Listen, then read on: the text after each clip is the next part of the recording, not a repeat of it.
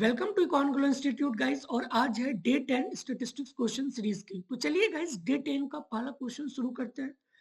तो guys first question आपको यहाँ पे गिवन है कि a coin is toss 3 times and the 8 possible outcomes आपको गिवन है are assume to be equally likely.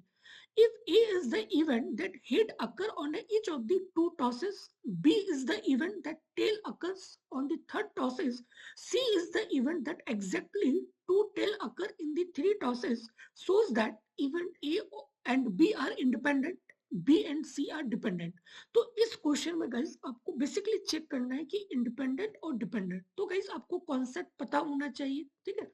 तो इसके लिए गाइस मैं आपको एक डिफिनेशन दिया हूँ इंडिपेंडेंस का कि कोई भी दो इवेंट इंडिपेंडेंट कब हो सकती है, ठीक है। तो probability of A intersection B is equal to probability of A into probability of B होनी चाहिए, ठीक है। तो कोई भी दो इवेंट है ए और बी, अगर मुझे इसे इंडिपेंडेंस शो करनी है तो सबसे पहले हम निकालेंगे probability of A intersection B क्या होगा, ओके।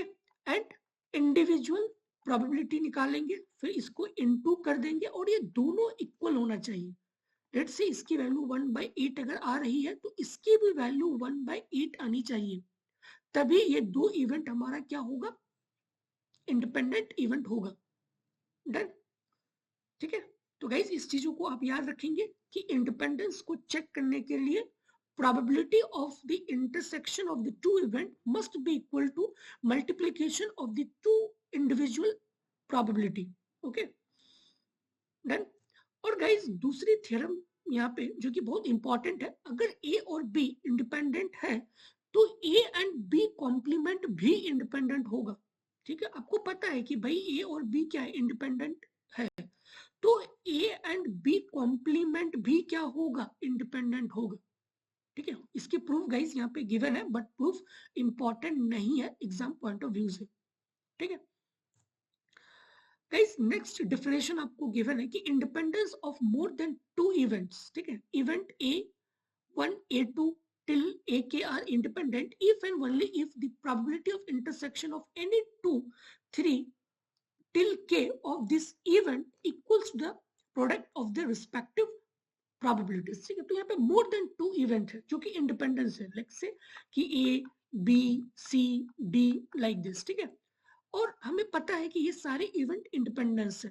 तो गाइस अगर हम किसी भी दो इवेंट को अगर चेक करते हैं, लेट्स से कि ए और बी को अगर हम चेक कर रहे हैं, तो हम डायरेक्ट लिख सकते हैं कि probability of A intersection B is equal to probability of A into probability of B. Similarly अगर हम बी एंड सी को चेक कर रहे हैं तो हम डायरेक्ट लिख सकते हैं कि probability of B intersection C is equal to probability of B into probability of C. Similarly C and D को अगर हम चेक कर रहे हैं तो हम डायरेक्ट लिख सकते हैं कि भाई probability of C intersection D is equal to probability of C into probability of D, ठीक है। तो वही चीज यहाँ पे गिवन है कि भाई मोर देन टू इवेंट जो कि इंडिपेंडेंस है, तो हम डायरेक्ट उसको लिख सकते हैं किसी भी दो इवेंट को कंपेयर करने के लिए, ठीक है। तो ए एंड बी के जगह में हम लोग कर सकते हैं कि भाई probability intersection B is equal to probability of A into probability of B.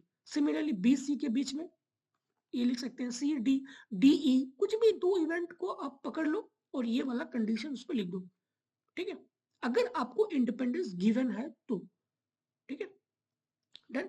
तो गाइज ये तीनों बहुत इंपॉर्टेंट है, ठीक है। Okay guys move to question number 1। तो क्वेश्चन 1 में आपको गिवन था कि भाई 8 पॉसिबल आउटकम्स है, ठीक है। तो गाइज मैं यहाँ पे एक बार पॉसिबल आउटकम्स को लिखता हूँ, ठीक है। तो H H triple H H H T H T H T H H H T T and T H T and T T H और टी टी टी, ठीक है। ये आपको 8 पॉसिबल आउटकम्स गिवन है, ओके फाइन। बट गाइस यहाँ पे क्या है कि A is the event that head occur on each of the two tosses. तो गाइस आप 3 बार उछाले क्योंकि यहाँ पे 3 टाइम्स है ना, 3 टाइम्स, और इसमें से जो है ना फर्स्ट टू टॉसेस, मतलब ये फर्स्ट टू टॉसेस में आपका हेड हेड आनी चाहिए। ये आपको इवेंट ए यहाँ पे गिवन है, ठीक है। Event A is head occur on each of the first two tosses, first two tosses में भाई हेड आना चाहिए, दैट इज योर इवेंट ए। तो गाइस देखो कि यहाँ पे दो पोजीशन में हेड आ रहा है, यहाँ पे भी हेड आ रहा है, बट बाकी में तो लगातार 2 हेड नहीं आ रहा, ठीक है। तो आपका इवेंट ए क्या बन जाएगा? So event A is H H H H H T, ठीक है, that is your event A. Done, okay. Similarly event B आपको गिवन है कि B is the event that tail occur on the third tosses. तो आपने 3 बार guys उछाला, but यहाँ पे जो ना ये फिक्स है कि भाई ये टेल आनी चाहिए, that is your event B, ठीक है। इवेंट बी यहाँ पे टेल आनी चाहिए, थर्ड टॉसेस में टेल आनी चाहिए, दैट इज फिक्स। तो गाइस कहाँ पे टेल आ रहा है? थर्ड में। एक तो यहाँ पे आ रहा है, और एक यहाँ पे आ रहा है, एक यहाँ पे आ रहा है, और एक यहाँ पे आ रहा है। तो टोटल मेरा 4 फेवरेबल आउटकम्स हो गया, ठीक है। तो जस्ट फाइंड आउट, तो बी यहाँ पे लिखो, ठीक है। तो बी में गाइस क्या क्या हो गया? H H T, H T T, T H T, और ट्रिपल टी, ठीक है, that is your event B. Similarly event C आपको यहाँ पे गिवन है कि C is the event that exactly two tail occur in the 3 tosses, ठीक है। तो एग्जैक्टली 2 टेल आनी चाहिए, आपने 3 बार उछाला, तो ये तीनों में एटलीस्ट या फिर एग्जैक्टली, यहाँ पे एग्जैक्टली गिवन है, सॉरी, एग्जैक्टली क्या आना चाहिए? 2 टेल आना चाहिए, एग्जैक्टली 2 टेल। तो एग्जैक्टली 2 टेल गाइस कहाँ पे है? एक तो यहाँ पे है एग्जैक्टली 2 टेल, यहाँ पे भी एग्जैक्टली 2 टेल, और यहाँ पे भी एग्जैक्टली 2 टेल गाइस, बट ये नहीं है क्योंकि ये एग्जैक्टली 3 टेल है। बट आपको क्या निकालना है? इवेंट सी, जो कि एग्जैक्टली 2 टेल है। तो ओनली 3 फेवरेबल आउटकम्स, ठीक है। So C is equal to H T T, H T T, T H T and T T H, ठीक है, निकल गया, ओके। और गाइस यहाँ पे आपको चेक करना है कि A and B are independent, ठीक है। तो हमें फॉर्मूला तो पता है इंडिपेंडेंट का, कि probability of A intersection B is equal to probability of A into probability of B, ठीक है। तो सिंपल ही हम लोग निकाल देंगे प्रोबेबिलिटी वैल्यूज, और दोनों को इक्वल कर देंगे, ए इंटरसेक्शन बी का और probability A into probability of B का। वही चीज गाइस यहाँ पे करो, just find out the probability, ठीक है, ओके। तो गाइस आपको इवेंट ए पता है, तो अगर मैं प्रोबेबिलिटी ऑफ ए निकालूंगा तो क्या होगा? Favourable outcomes divided by total outcomes. तो फेवरेबल कितना है? 1 2, सो 2/8, और टोटल क्या है? टोटल 8 है ना, 8 पॉसिबल आउटकम्स है total. So favourable outcomes divided by total outcomes, तो ये क्या बन जाएगा? 2/8, 2/8 का मतलब 1/4, ठीक है। Similarly probability of B, favourable outcomes, favourable कितना है? 1 2 3 4, so favourable 4 divided by total 4/8, मतलब 1/2, done, okay. Similarly probability of C निकाल देंगे, so 1 2 3, so it becomes 3/8, done, okay. Probability of A intersection B guys क्या होगा? ए इंटरसेक्शन बी मतलब ए और B में कॉमन एलिमेंट कितने हैं? तो सिर्फ ओनली 1 कॉमन एलिमेंट है ना, एच एच टी, जो कि ये कॉमन है। तो ओनली एच एच टी हमारा क्या है? कॉमन है ए इंटरसेक्शन बी में। तो ये क्या बन जाएगा? Favourable outcomes. So favourable outcomes मतलब 1 डिवाइडेड बाय 8, ठीक है। तो गाइस आपको पता है हर चीज, प्रोबेबिलिटी ए इंटरसेक्शन बी पता है, प्रोबेबिलिटी ए पता है, बी पता है, तो जस्ट इक्वेट करो, ठीक है। इसको मैं एक बार इरेज करता हूँ, ठीक है। सो प्रोबेबिलिटी ऑफ ए आपको पता है, that is 1/4। Probability of B आपको पता है, that is 1/2, so that is 1/2. Probability of A intersection B, that is 1/8, ठीक है। और हमें यहाँ पे चेक करना है पार्ट ए कि भाई ये हमारा क्या है? इंडिपेंडेंट चाहिए होना। तो इंडिपेंडेंट के लिए कंडीशन क्या था? Probability A intersection B is equal to probability A into probability B. तो पुट करो A intersection B 1/8 equal to 1/4 into 1/2। तो 1/4 इंटू 1/2 क्या बन गया? 1/8। तो 1/8 इक्वल टू 1/8 आ रहा है ना, तो इसका मतलब है कि ये हमारा क्या है? इंडिपेंडेंट है, ठीक है, इंडिपेंडेंट है। सिमिलरली आप बी एंड सी को डिपेंडेंट शो कर सकते हो। डिपेंडेंट के लिए मतलब कि ये वाला नॉट इक्वल टू आएगा, ठीक है। तो गाइस अगर मैं क्वेश्चन बी को सॉल्व करूं, ठीक है, क्वेश्चन बी कि B and C are dependent, इसका मतलब है कि probability B intersection C not equal to probability B into probability C आना चाहिए। अगर आप ये चीज शो कर देते हो उसका मतलब है कि ये हमारा डिपेंडेंट है, अगर ये इक्वल आता है तो उसका मतलब है कि ये हमारा इंडिपेंडेंट है। तो just find out B intersection C, इसमें टोटल फेवरेबल आउटकम्स कितना है। तो गाइस देखो यहाँ पे कॉमन कितना आ रहा है, जस्ट फाइंड आउट। तो यहाँ पे आप देख सकते हो कि THT एक तो ये आ गया, ठीक है, एंड या ओनली वन ही आ रहा है ना ठीक है। तो या बी इंटरसेक्शन टी ना, THT और HHT, या अच्छा ये भी आ रहा है, ठीक है। तो ओनली दो आउटकम्स है B एंड C इंटरसेक्शन में गाइस, ओनली दो आउटकम्स है। तो अगर मैं प्रोबेबिलिटी निकालूंगा कि what is the probability of B intersection C, value क्या होगा इसका, दैट इज 2/8 ना, क्योंकि दो favourable outcomes divided by total outcomes, 2/8 it becomes 1/4, ठीक है। तो ये क्या बन जाएगा 1/4 equal to probability of B, ये तो हमें पता है 1/2, so it becomes 1/2 into probability of C, ये भी पता है दैट इज 3/8, तो ये आ गया 3/8। तो गाइस क्लियरली दिख रहा है कि भाई 1/4 नॉट इक्वल टू 3/16, तो इसका मतलब है कि ये हमारा क्या डिपेंडेंट है, ठीक है, ये हमारा क्या डिपेंडेंट है, ठीक है। तो गाइस इस तरह से आपको सॉल्व करना है डिपेंडेंट और इंडिपेंडेंट के क्वेश्चंस को, ठीक है। Okay, move to next question guys. Question number 2, आपको एक वेन डायग्राम गिवन है, ठीक है। Figure 8 shows a Venn diagram with probability assigned to its various region, ठीक है। तो वेरियस रीजन के प्रोबेबिलिटी आपको यहाँ पे असाइन है। आपको यहाँ पे सिंपली गाइस वेरीफाई करना है कि A and B are independent, A and C are independent और B and C are independent, but A B C are not independent, ये चीज आपको प्रूफ करना है। और गाइस आपको हर चीज यहाँ पे गिवन है, ठीक है। तो यहाँ पे guys probability of A 1/C, guys ये आपका 1/4 है और ये आपका 1/4 है, ठीक है।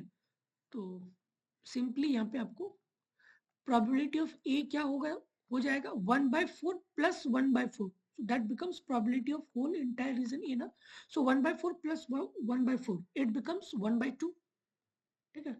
तो क्या बन जाएगा 1/2। Similarly probability of B guys, similarly 1/4 plus 1/4 that's become probability of B, ठीक है।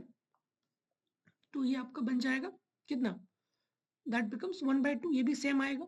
प्रोबेबिलिटी ऑफ C, ये भी क्या आएगा 1/2 आएगा, ठीक है।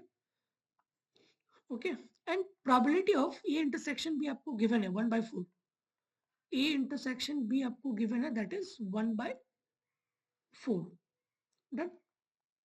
Similarly probability of B intersection C भी गिवन है 1/4, probability of C intersection A भी गिवन है 1/4।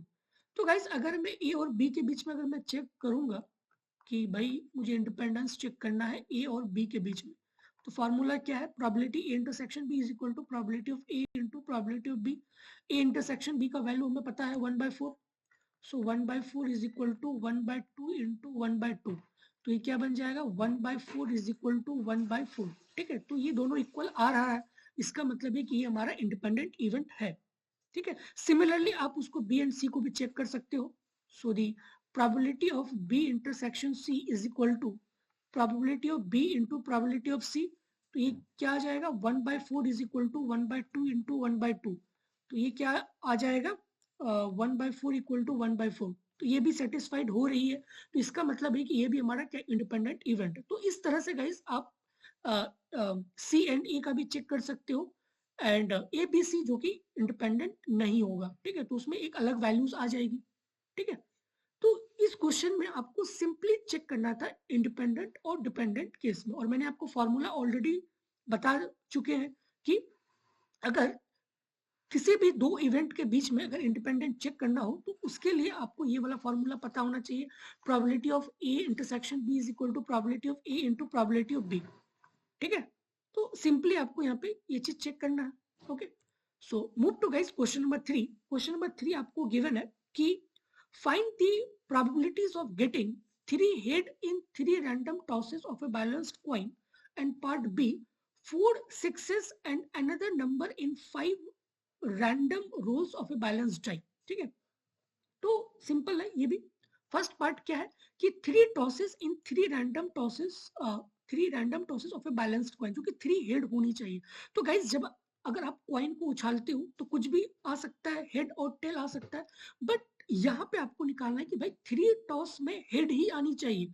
तो अगर आप 3 बार उछालोगे तो कुछ भी आ सकता है, हेड आ सकता है, टेल आ सकता है. सिमिलरली यहाँ पे भी हेड और टेल आ सकता है, यहाँ पे भी हेड और टेल आ सकता है. बट आपके लिए फेवरेबल आउटकम्स क्या है कि भाई तीनों हेड आना चाहिए, मतलब यहाँ पे भी हेड, यहाँ पे भी हेड, यहाँ पे भी हेड. ठीक है, तो हेड आने की जो प्रोबेबिलिटी है क्या होगा 1/2. ये भी क्या होगा 1/2, ये भी क्या होगा 1/2. ठीक है, और गाइस ये इंडिपेंडेंट इवेंट है. क्यों? क्योंकि जब आप सेकंड बार कॉइन को उछालोगे तो भाई वो फर्स्ट से डिपेंड नहीं होगा ना. सिमिलरली अगर आप थर्ड बार कॉइन को अगर उछालोगे तो ये सेकंड से रिलेटेड नहीं है, वो कंप्लीटली इंडिपेंडेंट है. ठीक है, तो इसका मतलब है कि भाई ये हमारा इंडिपेंडेंट है. तो अभी हम लोगों ने सीखा था कि अभी इंडिपेंडेंट में क्या होता है, probability A intersection B C equal to क्या होगा, probability A into probability B into probability C. तो क्या बन जाएगा 1/2 इंटू 1/2 इंटू 1/2, दैट बिकम्स 1/8. तो ये सिंपल आ जाएगा 1/8. ठीक है, सिंपल. गाइस सी 3 बार अगर आप कॉइन को उछालोगे तो कुछ भी आ सकता है ना, हेड भी आ सकता है, टेल भी आ सकता है. बट अब खुद सोचो कि जब अगर आप फर्स्ट बार कॉइन को उछालोगे तो कुछ भी आ सकता है, सेकंड बार उछालोगे तो जब आप सेकंड बार इस कॉइन को उछाल रहे हो तो ये फर्स्ट बार से डिपेंड थोड़ी ना है. सिमिलरली अगर आप थर्ड बार कॉइन को उछालोगे तो ये सेकंड मींस इसके जो प्रीवियस या फिर जो फर्स्ट वाले पार्ट है उससे तो डिपेंड नहीं है ना. ठीक है, तो क्लियरली इस ये चीज आपको यहाँ पे इंडिकेट कर रही है कि भाई ये हमारा क्या है, इंडिपेंडेंट है. और इंडिपेंडेंट में क्या होता है, इंडिविजुअल्स प्रोबेबिलिटीज के मल्टीप्लीकेशंस होता है. तो just find out 1/2 into 1/2 into 1/2, it becomes 1/8. ठीक है, so part A done guys. Okay, move to part B.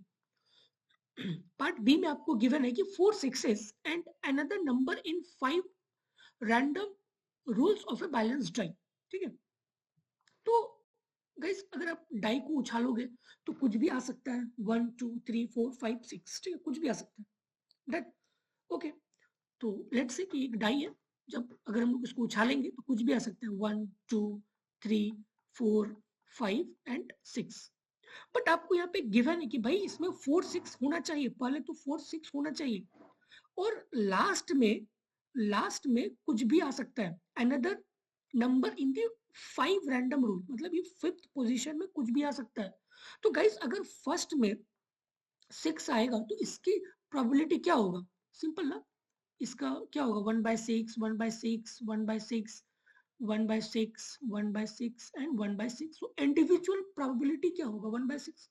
But यहाँ पे आपको 4 6 मतलब फर्स्ट 4 पोजीशन में क्या होना चाहिए भाई, 6 होनी चाहिए. ठीक है, तो ये क्या हो जाएगा 1/6 1/6 1/6 1/6. और यहाँ पे गाइस कुछ भी हो सकता है, मतलब 5 4 3 2 1. तो इसके जो प्रोबेबिलिटीज है वो कितना है, 1/6 plus 1/6 plus 1/6 plus 1/6 plus 1/6, it becomes 5/6. तो यहाँ पे आपका 5/6 हो गया. ठीक है, तो और गाइस ये इंडिपेंडेंट है तो जस्ट इनटू कर देंगे, तो इसको सॉल्व कर लेंगे तो यहाँ से हमें इसकी वैल्यू मिल जाएगा. ठीक है, तो ये क्या बन जाएगा 5/7776. ठीक है, तो ये हमारा क्या बन जाएगा, आंसर हो जाएगा. ठीक है, तो गाइस इंडिपेंडेंट कि गाइस टर्म से ही गाइस मालूम चल रहा है ना कि भाई वो इंडिपेंडेंट है, मतलब कि वो डिपेंड है ही नहीं. अगर कोई भी 2 इवेंट या 2 से कोई ज्यादा इवेंट हो रही है तो दूसरा वाला इवेंट जो है ना ये फर्स्ट पे डिपेंड नहीं है. सिमिलरली अगर तीसरा इवेंट हो रहा है तो ये पिछले वाले सेकंड पे डिपेंड नहीं है, ये कंप्लीटली इंडिपेंडेंट है. तो जब भी इस तरीका का अगर इंडिपेंडेंट क्वेश्चंस रहे तो वो क्या बन जाता है, probability of A into probability of B, just उसके इंडिविजुअल प्रोबेबिलिटी के मल्टीप्लिकेशंस के इक्वल होगा. दैट्स इट, यही है गाइस इंडिपेंडेंट. ठीक है, तो वही चीज तो गाइस हम लोग यहाँ पे सॉल्व कर रहे हैं ना कि आपने 5 बार गाइस डाई को उछाला, बट जो 4th टाइम्स तक 6 होनी चाहिए, 4 6 होनी चाहिए। तो गाइस 4 6 होने की जो प्रोबेबिलिटी है वो क्या होगा, 1/6 1/6 1/6 1/6, ठीक है। और अनदर जो फिफ्थ जो जो लास्ट डाई है, जो लास्ट बार का जब उछालते हैं तो इसमें कुछ कोई भी नंबर हो सकता है, अनदर नंबर, कोई भी नंबर अदर देन 6। तो अदर देन 6 होने की गाइस उसकी प्रोबेबिलिटी क्या होगा, 1/6 plus 1/6 plus 1/6 plus 1/6, so it becomes 5/6, ठीक है। और ये इंडिपेंडेंट है क्योंकि सेकंड डाई इस पे डिपेंड नहीं है, थर्ड डाई इस पर डिपेंड नहीं है, तो ये कंप्लीटली इंडिपेंडेंट है। और हमें पता है कि भाई जब भी इंडिपेंडेंट होगा तो क्या होगा, इंडिविजुअल प्रोबेबिलिटी के मल्टीप्लीकेशन के इक्वल होगा।